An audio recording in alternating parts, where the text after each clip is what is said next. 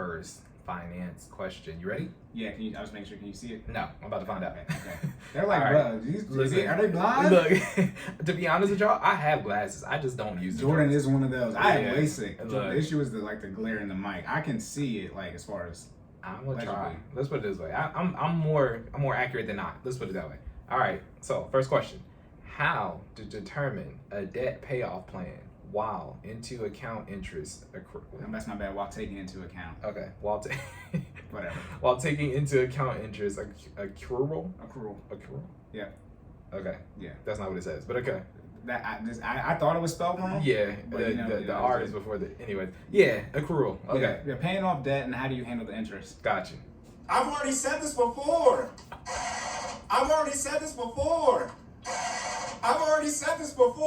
So obviously we talk about paying off debt frequently on this podcast, as we will always do. But as I've just said, I have already said this before. No. Okay, so let's talk about paying off debt, the two strategies, right? Because when it comes to paying off debt, the interest is big because that is why debt is a problem, because of the interest. If you could take out a loan or get debt and not have to pay any interest on it, that wouldn't be that big of an issue. Because remember, interest, not all the interest, but most interest is what? Do you remember what I said, how interest is calculated on your debt? The same way as I don't. compound interest. Same thing as your investments. That's why debt is such a problem. Gotcha. Okay, so if there was no interest, that's why you guys do balance transfers, right? 0%. Interest. However, when it comes to paying off debt, again, grinding, locking in, discipline, consistency, whether you like it or not the dollar amount, okay, but the overall debt accrual, when you lock in and try to pay debt off, it's not that big of a deal versus you paying it off, the entire length of the loan. Okay, I know some of you might see that dollar amount and get upset like you, Jordan, but you have to, that's why you need to get a financial coach and someone in your life so they can tell you it's not that big of a deal. Because I really do be in my bag. Yeah, and that's the issue. You start looking at something like stupid, I've already said this before. that is the thing. Y'all will be quick to get these mortgages with this crazy amount of interest. Y'all,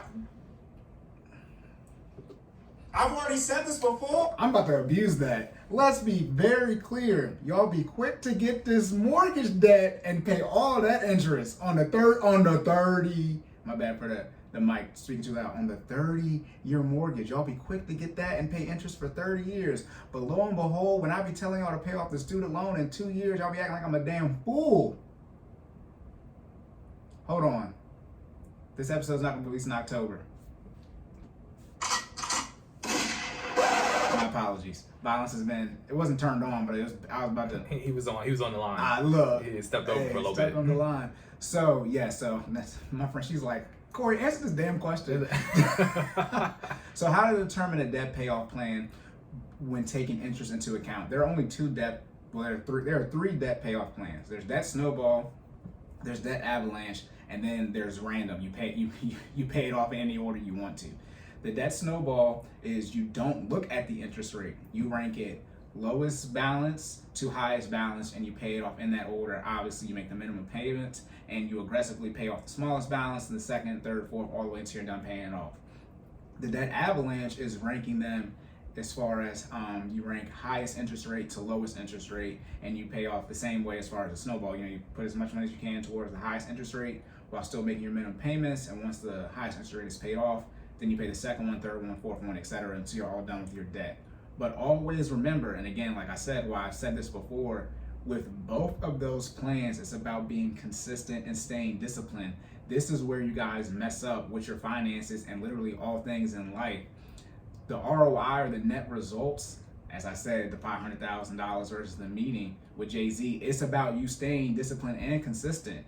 What a lot of you who choose to do the debt avalanche over the debt snowball, again, because I do this for fun, the months are like less, relative to how much it is, but it's not like you're saving a year if you do the avalanche versus the snowball. You might save like a month, but then if we're like calculating this, you're actually saving no time, because you'll save like 1.4 months, which obviously is closer to 2 months. So then you're saving like a paycheck. Mm-hmm. Like, so if you actually were to run the math on your snowball versus avalanche, again, everybody got different amount of debts and all different interest rates and income and all this type of stuff. But usually, it's you don't save any time truly between the two plans. Now you will save the money with the Avalanche because that does save you more money by paying off the highest interest rate. However, the Debt Snowball has the highest payoff rate as far as people actually completing it. So if you want to actually pay off all of your debt as fast as possible, from a percentage standpoint, you would choose the Snowball method, which is what Jordan and his wife and myself have done and what I usually coach people to do. However, because y'all don't want to listen, y'all want, again, deviate from the plan, what... Then it's not the plan. Yeah. So- I got multiple. Hey, I call audibles. So another option, about the third. This is the four options. I just remember the fourth option. But the third option, like I said, you pay the debt off in any order you want to. Obviously, right? You just paying it off how you want to pay it off. A fourth option is, and this is not really an option. It can be a subset of any of these other options. You look at how can I get these minimum payments back into my budget faster.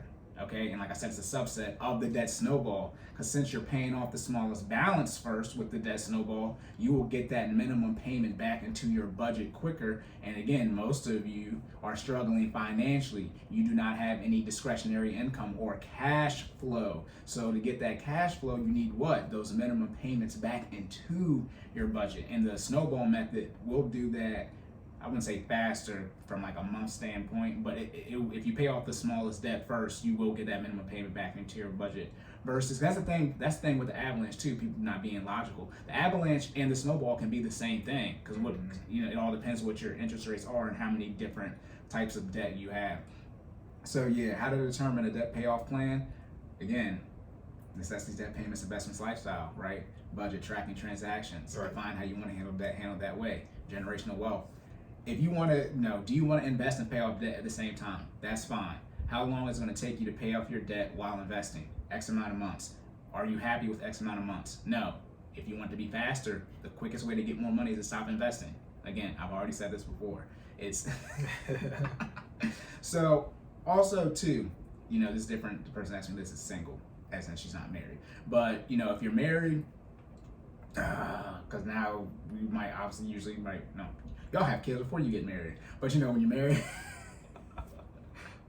Bruh. if you're married, right, because somebody might not be working, like that's why I said, that this is general advice, but depending on your situation, the payoff plan might be different. But in general, I've always said this, if you are single income, no kids, right, not DINK, dual income, but if you are SINK or DINK and under 30, if you can pay off your debt in 2 years or under, I don't understand why you would not choose that option. And put it like this, that's fine. Do what you want to do. But when you don't have no money, it's not my fault. Look, I'm taking the route. When people are broke, it's not on me. So, you might have more money taking somebody else's advice, but you're going to have money with me.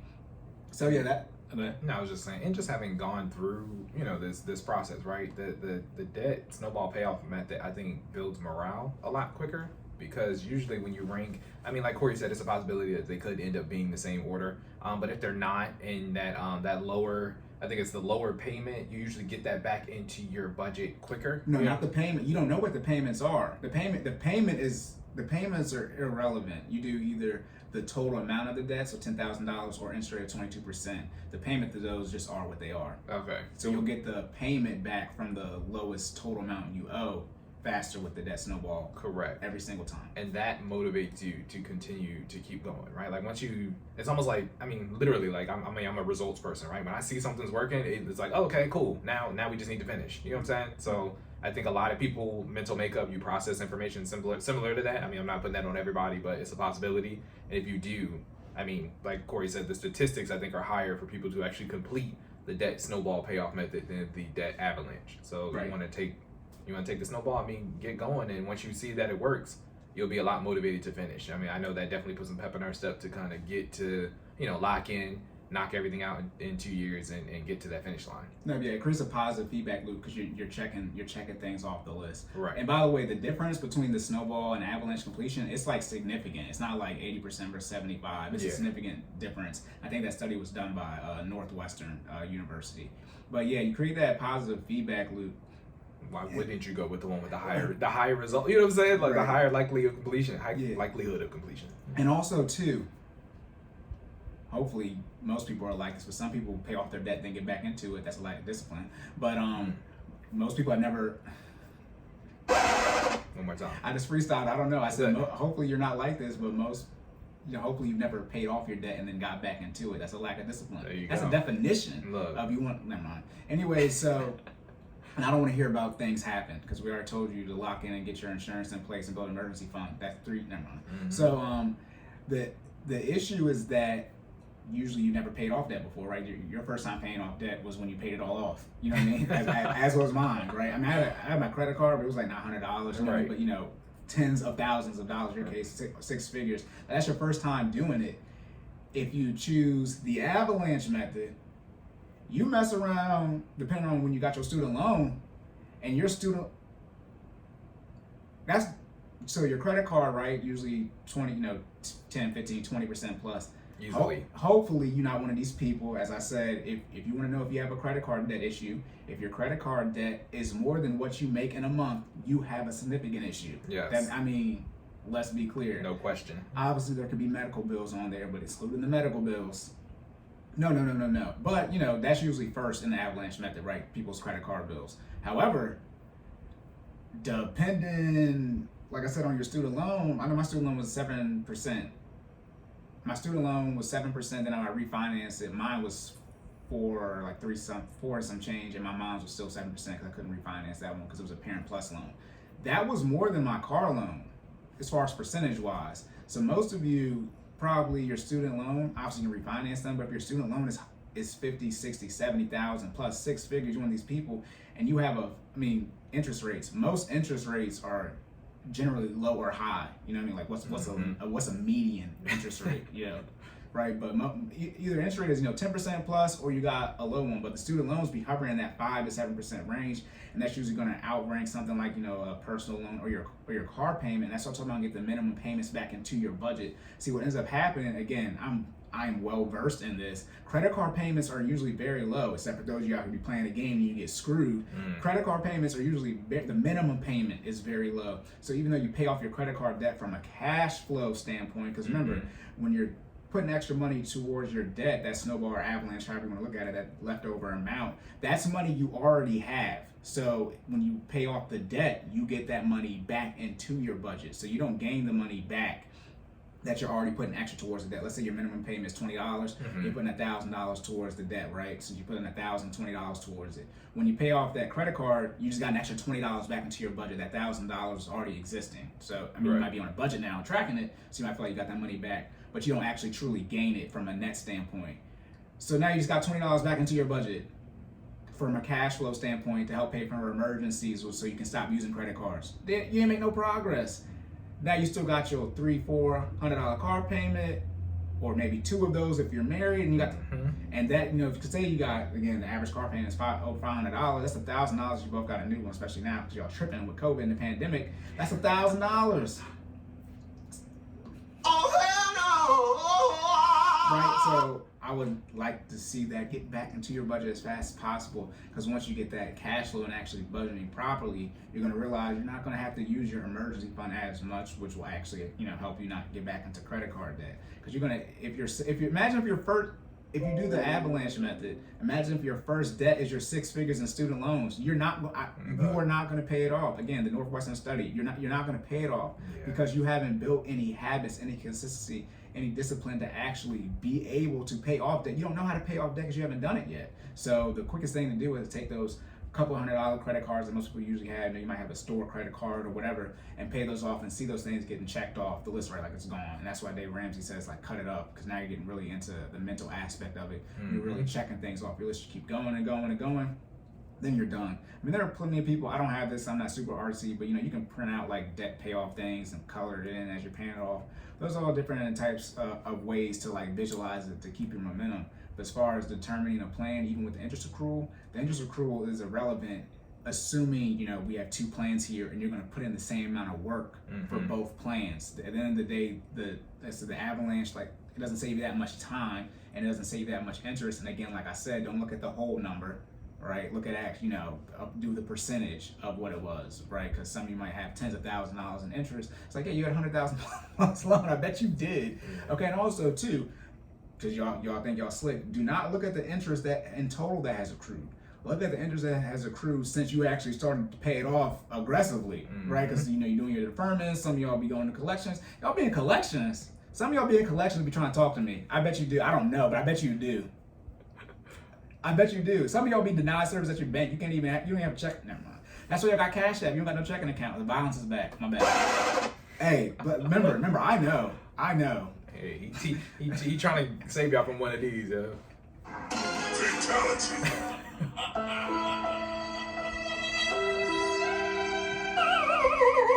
Let's be very clear. That Cash App joke. Why do you have a Cash App card?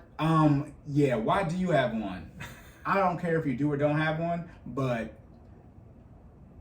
I know the people that do have one. I know their bank account situation, so I know why they have one. Y'all be out here committing scams and fraud. That's okay. Let me get my bag real quick. Should I say anything else about that? I mean, it's up to you. Are you good? Yeah, I'll touch back. But let me get, because I'm about to tangent. Okay. Let me get my bag real quick. Y'all be out here committing, because most people don't work in the financial institution, so they don't know that when you do bad things at your bank, like a bounce a check, scams, fraud, they restrict your services. So that's why y'all have Cash App, because you be out here committing scams and fraud. You be lying about how much money you put in the ATM. Taking and out all this. PPP loans. Yeah, or you be getting people's checks deposited into your account, aren't your account. The PPP loans, that's Straight federal. fraud, Yeah, right? you talking about getting a strike. I'm not talking about that type of level stuff. But when you do that stuff and you get caught, the bank will restrict your access, so you'll lose. That's why you use Cash App, because they'll take away your mobile banking, so you can't even use the app. You can't log into it. Then you need that Cash App card or whatever, any of these debit cards, those programs, because they restrict your access to not to your checking account, but maybe to your checking account and be able to actually have a debit card. Like I said, I've already said this before. I'm not the one. I was there. Like I did it. I mean, we be seeing y'all on the internet. Y'all be out here committing crimes, not PPP loan level crimes.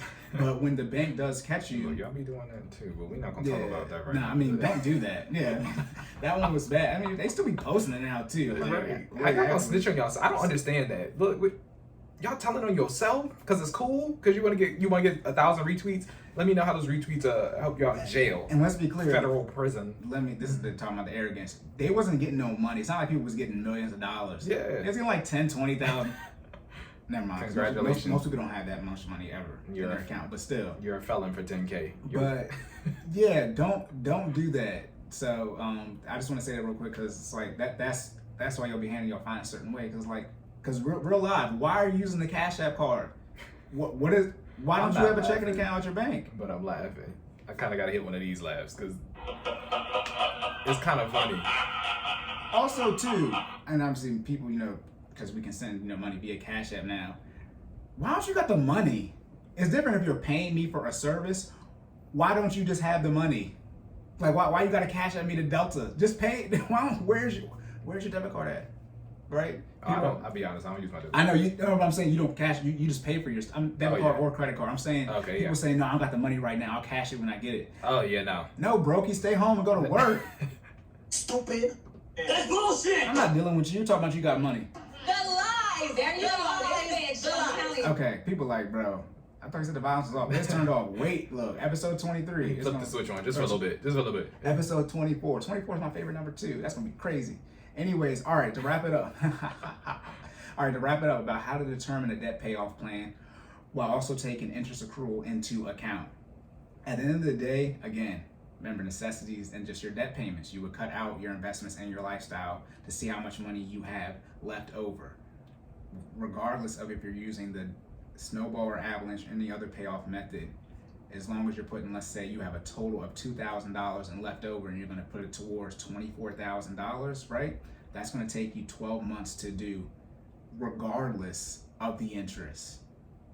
And like I said, when you do the actual math, it might be, 12.4 months for your Avalanche, and it might be 13 months for your Snowball. That's one paycheck. You have to get paid, obviously, if you were to divvy it up based on how you get paid. It's not that big of a deal. And that's, again, like I said, you can go on my Instagram, you can go on YouTube. I have the budget template on there. It's not going to be exact because everyone's numbers are different, but I have the formula set up so you can calculate how long it's going to take for you to pay off your debt. And like I said, I just did the Snowball method without the interest. And what ends up happening again, while you do the snowball method and get the momentum like a snowball, or avalanche isn't momentum, the snowball is momentum, you end up paying off the debt faster than from the date when you first start your journey. But again, that's the one thing too, you gotta lock in. If you're already in your process, which is fine, it's going to be hard to see your total progress that you made if you're actually truly paying off faster. I mean, you can go back and do the math, Right. but you won't have that initial journey mindset of it. But at the end of the day, the interest is irrelevant if you're putting, because in both situations you have to put $2,000 towards the debt. And the avalanche and the snowball and any other thing in the sleet, in the rain, any other debt payoff method you want. The key thing is the consistency and discipline, and financially that means how much money you're putting towards the debt. It has to be the same in each scenario, and it's not that different. But again, usually their biggest debt is their student loans. And student loans are probably going to be, the only thing lower than your student loan interest rate is probably going to be your car loan. And I would recommend you paying off the car loan first. That's usually going to be a couple $100 you get back into your budget. Because see, you're going to be sitting here, let's say a $300 car loan payment and a $500 student loan payment, and it's going to take you a year to pay those off. However, it's going to take you 8 months to pay off the student loan and then 4 to pay off the car. I would flip the order of that so you can get that $300 back into your budget. What's going to happen if you take the avalanche method in June, 6 months in, when you still have these 3 payments, you're going to have a $300 issue, which you would have that $300 if you took the snowball method and actually paid off your car in 4 months, which would be April. And now you have May and June, right? You got 2 months of your $300 saved, and now that emergency, as Dave Ramsey says, is now an inconvenience. Mm-hmm. And that, again, do what you want, but I know what I be talking. I be playing on both sides. I've seen people's bank accounts, and I actually did it too. So it's if y'all don't know, when he says do what you want, he's being extremely facetious. Don't do what you want. Listen to us. That's why you're here. All right. Yeah, I'm saying do what you want, because again, don't tell me how much you disagree with me. Go find the people that agree with you and build a team with them. Remember, if your debt, if you disagree with what I just said about this debt payoff plan, just let me know how long it's going to take you to pay off your debt. X amount of months or years. Guess what? I'm gonna see you in 2 years, and the debt better. Again, that's what y'all forget. You got to pay off the debt on your plan timeline. And that's the one thing too. You can get a coach. Y'all can put the pressure on me, which ain't no pressure, but it's my plan. That's the one thing too with marriages. It's this is Corey's idea, right? It's not it's not either one of y'all's quote unquote idea. I mean, it is yours, but you can be like, dang, Corey know what we talk about, versus one of the spouses bringing into the relationship, and so you can yell at them. Nah, I get the proxy in. And just be a He really does. just be a target. Like, dang, why did Corey tell us to do this stuff? Cause I'm trying to help you out. But yep, that's it. Okay, lock and loaded. I love the day. I can talk that all day. I don't even need to worry about the time. All right, let's double back to your question. Dang, Jordan, that's a good question. All right, so the nutrition. So should you drink more calories throughout the day, or should you drink a whole bunch in one serving? You want to drink more calories throughout the day because your bioavailability fluctuates throughout the day. So you want to give your body more opportunities to absorb those macro and micronutrients by giving it several instances of serving sizes. Right. Okay. Boom. And then also, right, again, I don't even know. They probably wondering, Corey just talks and Jordan talked for a minute, and then he just talked again because he just ended. Who cares? That's what we do. Welcome to Quarter in Full Effect. Okay. How to determine a debt payoff plan? You write down your basic necessities and your debt, because that's all the money you quote unquote have to spend, and you're going to have a certain amount of money left over. Then take that number and make it the denominator, or the bottom number, and divide it by your total debt. That's going to give you a number, okay, in months, and divide it by 12 so you can get the years. If you do not like that debt payoff timeline, you need to make more money, because the debt can't go down. So we can't decrease the algo in this case. You need to make more money. As far as also adding the interest, obviously, into the debt payoff plan, because interest is the big part with debt. The interest is irrelevant. What's more, it's not irrelevant. It's not as important as you think it is.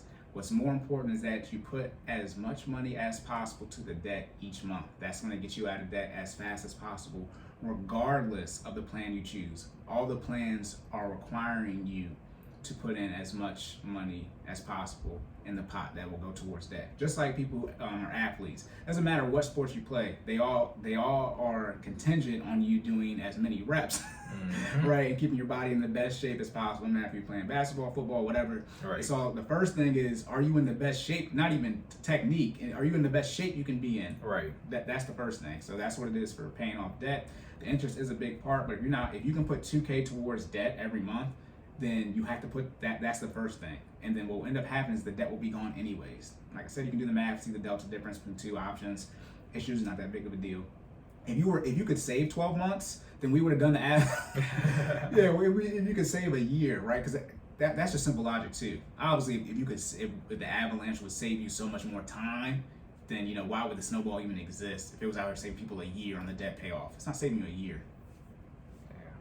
Not to mention, again, you got to do what your mental makeup can handle. If you can handle the avalanche, which again statistics prove that most people cannot, then do that. But if you can't, I mean, you need to. I feel like the debt snowball is definitely more steps versus, you know what I mean. The avalanche is kind of like it's an avalanche. Yeah, I mean, it's all in one occurrence, right? Yeah. So, but all right, boom, that's it. Lock and loaded.